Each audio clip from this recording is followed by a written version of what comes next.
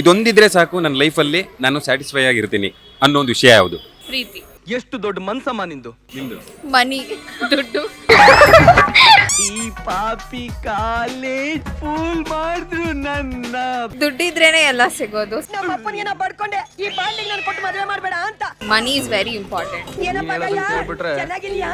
ದುಡ್ಡಿಂದ ಏನೇನೆಲ್ಲ ಪಡ್ಕೊಂಡಿದ್ದೀರ? ನನ್ನ ತಂದೆ ತಾಯಿ ನನ್ನ ಹೇಗೆ ಸಾಕಿದರೋ ಹಾಗೆ ಅವ್ರಿಗೆ ಸಾಕುವಷ್ಟು ಶಕ್ತಿ ನನಗೆ ಬಂದಿದೆ ಅಂತ ಅಂದ್ರೆ ಅದು ದುಡ್ಡಿಂದ ಮಾತ್ರ. ಏನ್ ನಾಚ್ಕೋತೀಯ? ಈಗ ನಾನು ಪಡ್ಕೊಂಡಿರೋದು ಪ್ರೀತಿ. ನನಗೆ ಪ್ರೀತಿ ಇದ್ರೆ ನನ್ನ ಲೈಫಲ್ಲಿ ಏನೋ ಬೇಕಾದ್ರೂ ಮಾಡ್ಬೋದು, ಸ್ಯಾಟಿಸ್ಫೈ ಆಗಿರ್ತೀನಿ.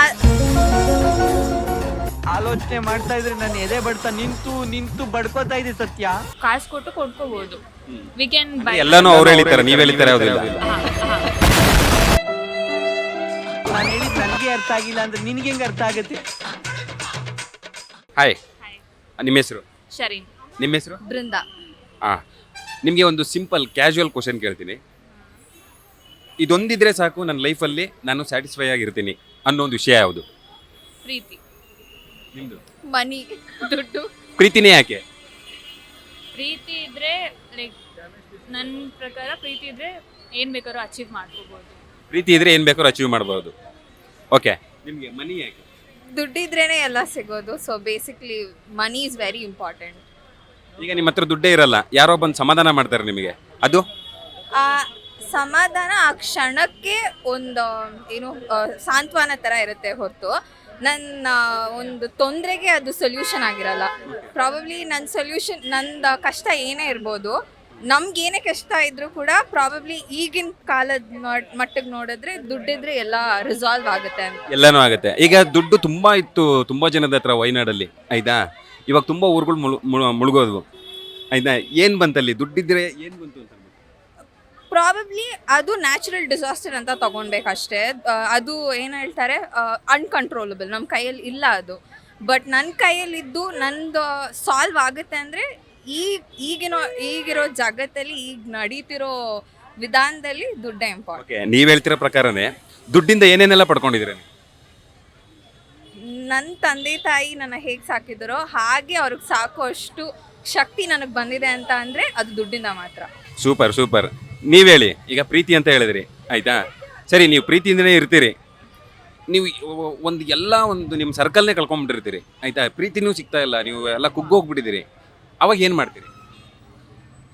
ಪ್ರೀತಿನೇ ಈ ಜಗತ್ತಲ್ಲಿ ಪ್ರೀತಿ ಅನ್ನೋದು ಒಬ್ರಿಗೆ ಲಿಮಿಟೆಡ್ ಅಲ್ಲ. ಇವಾಗ ಆ ಪ್ರೀತಿ ಬಂದ್ಬಿಟ್ಟು ನಮ್ಮ ಅಪ್ಪ ಅಮ್ಮಯಿಂದ ಆಗಿರ್ಬೋದು, ನಮ್ಮ ಫ್ರೆಂಡ್ಸಿಂದ ಆಗಿರ್ಬೋದು, ಎಲ್ಲ ನಮ್ಮ ಪ್ರೀತಿಸೋರಿಂದ ಲವರಿಂದನೂ ಆಗಿರ್ಬೋದು. ಪ್ರೀತಿ ಅಂದ್ಬಿಟ್ಟು ಲಿಮಿಟೆಡ್ ಅಲ್ಲ.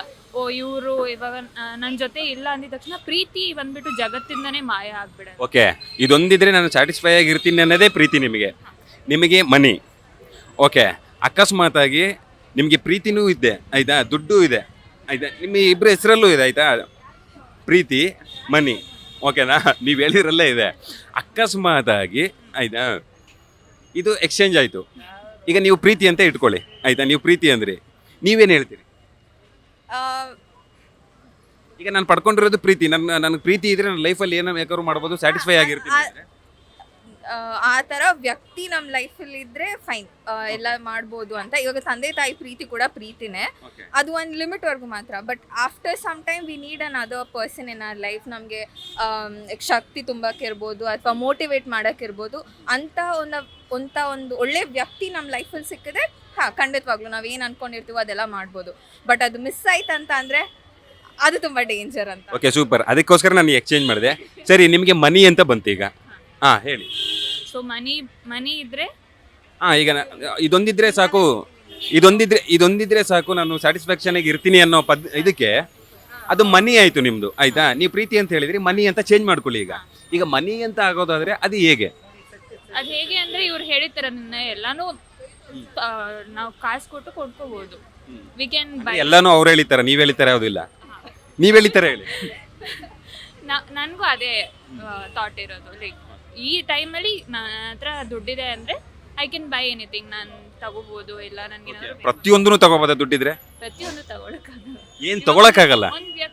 ಒಂದ್ ವ್ಯಕ್ತಿನ ತಗೊಳಕ್ಕಾಗಲ್ಲ. ಲೈಕ್ ಇವಾಗ ನನ್ಗೆ ಇವ್ರ ಇಷ್ಟ ಅಂದ್ರೆ ನಾನು ದುಡ್ಡು ಕೊಟ್ಟು ಅವ್ರನ್ನ ಕೊಂಡ್ಕೊಳಕ್ಕಾಗಲ್ಲ. ಮೇ ಬಿ ಅವ್ರ ಆಸೆನ ಫುಲ್ಫಿಲ್ ಮಾಡ್ಕೋಬಹುದು, ಆದ್ರೆ ದುಡ್ಡು ಕೊಟ್ಟು ಆ ವ್ಯಕ್ತಿನೇ ನಾವು ಪರ್ಚೇಸ್ ಮಾಡ್ಕೊಳಕ್ಕಾಗಲ್ಲ.